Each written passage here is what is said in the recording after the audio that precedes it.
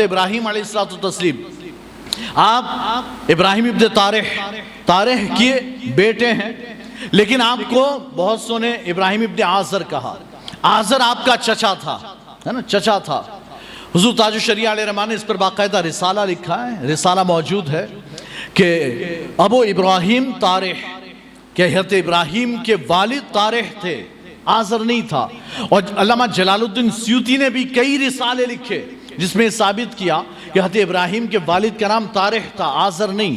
آزر چچا تھا، اور جو چچا ہوتا ہے جب باپ نہ ہو تو پھر چچا یہ باپ کے مقام و منزل پر ہوتا ہے۔ تو حضرت ابراہیم کی ویسے ولادت جب ہوئی ہے، نمرود کی بادشاہت ہے، نمرود بادشاہ پوری دنیا کی بادشاہت اللہ نے اسے عطا فرمائی، اور اس نے خواب دیکھا، اور خواب میں کیا دیکھا کہ حضرت ایک یعنی کہ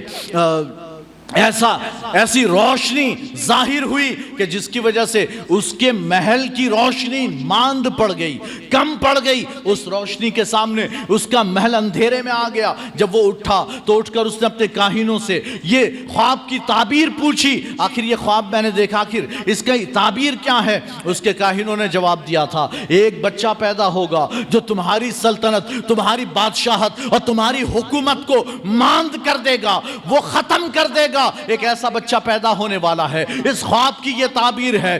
تو نمرود نے یہ حکم جاری کیا کہ جتنے بھی بچے پیدا ہوں ہر ایک کو قتل کر دیا جائے، اور مرد اور عورت آپس میں ملنے نہیں چاہیے۔ باقاعدہ ایک ایسا محکمہ، ایک ایسا ادارہ قائم کر دیا۔ کچھ افراد جیسے پولیس کا محکمہ ہے نا، CID کا محکمہ، ایسے ہی ایک محکمہ یہ قائم ہوا جس میں کچھ افراد کو شامل کیا گیا۔ تم آفیسرز ہو، تمہیں پورے شہر پر نظر رکھنی ہے کہ کوئی کسی کے یہاں بچہ پیدا نہ ہو۔ حضرت ابراہیم کی والدہ کم عمر ہیں، وہ حاملہ ہوئی ہیں، لیکن کسی کو پتہ نہیں چلا کہ وہ حاملہ ہو گئی ہے۔ حضرت ابراہیم پیٹ میں ہیں لیکن پتہ نہیں چلتا کہ وہ حاملہ ہیں۔ اور جب ولادت کا وقت قریب آیا، وہ باہر، شہر سے باہر ایک جنگل میں ایک غفا، جو ایک یعنی کہ بنائی گئی تھی غفا، آپ کے والد نے تیار کی تھی، اس میں آپ کی والدہ جاتی ہیں۔ وہاں حضرت ابراہیم کی ولادت ہوتی ہے۔ باہر سے غفا کو بند کر دیا جاتا ہے، پتھر رکھ کر بند کر دیا گیا۔ حضرت ابراہیم ابھی پیدا ہوئے ہیں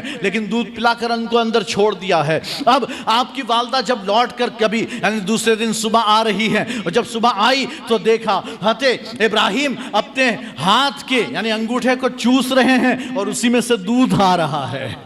اللہ نے انتظام فرمایا ابراہیم کی پیدائش کے بعد کہ ان کے انگوٹھے سے وہ انگوٹھا چوستے ہیں اور وہاں سے دودھ نکلتا ہے۔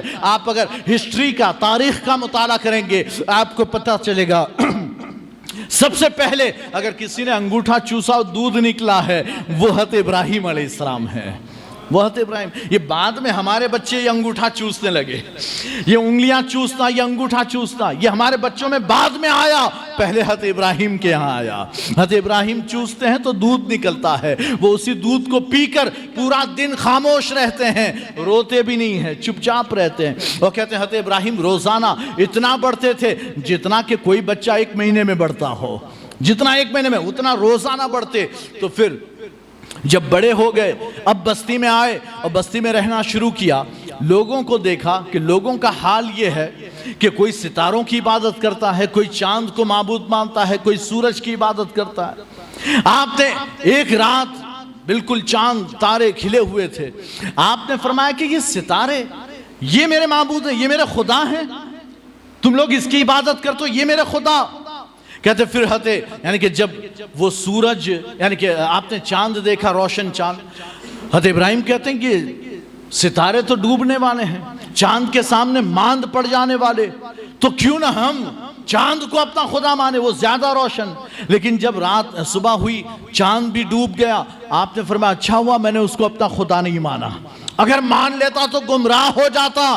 اس سے زیادہ، چاند سے زیادہ روشن تو سورج ہے، اس کو خدا ماننا چاہیے۔ لیکن شام ہوتی ہے اور سورج بھی ڈوبتا ہے، کہتے میں ایسے ڈوبنے والوں کو خدا نہیں بنا سکتا۔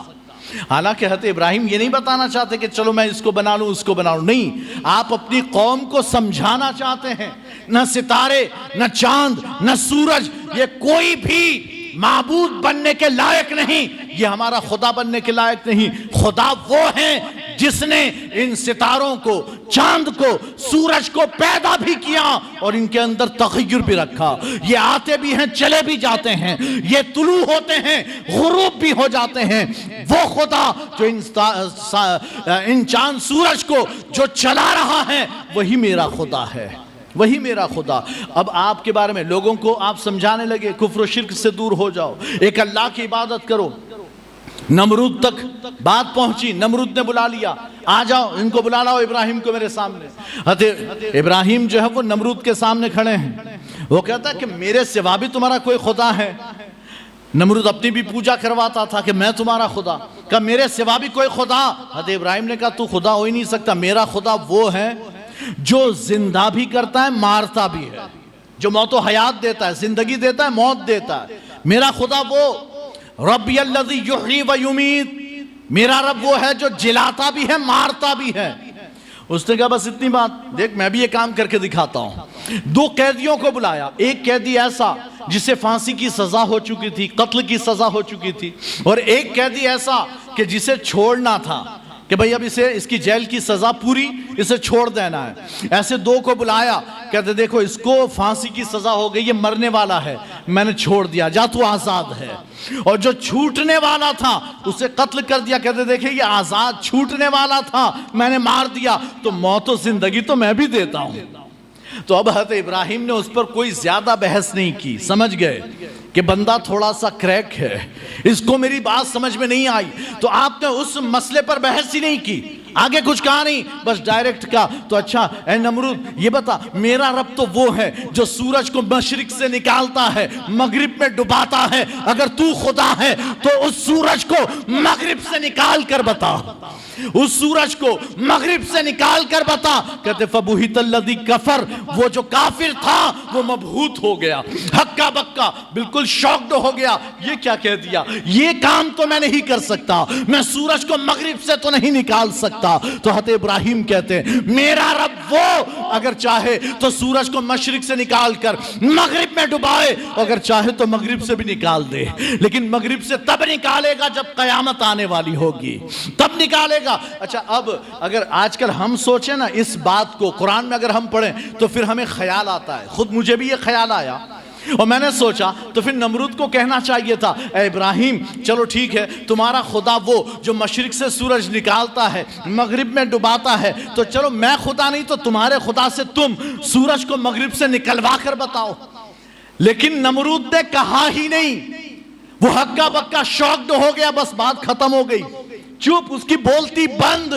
کہتے اس لیے کہ یہ سارا نظام اللہ کی جانب سے چلتا ہے، اللہ نے اس کی عقل پر بالکل پردہ ڈال دیا، اس کی زبان بند کر دی کہ تو یہ مت کہنا کہ مغرب سے نکالو، اس سے کہ میرا وعدہ ہے قیامت میں تو میں مغرب سے نکالنے والا ہوں، اور جس دن یہ سورج مغرب سے نکلے گا وہ قیامت کا دن ہوگا.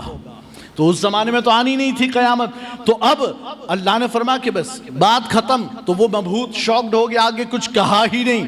حضرت ابراہیم نے کہا میرا خدا وہ جو مشرق سے سورج نکال کر مغرب میں ڈباتا ہے، اگر ماننا ہے تو اس خدا کو مان جس نے تجھے بھی پیدا کیا، مجھے بھی پیدا کیا، سارے انسانوں اور ساری کائنات کو پیدا کیا.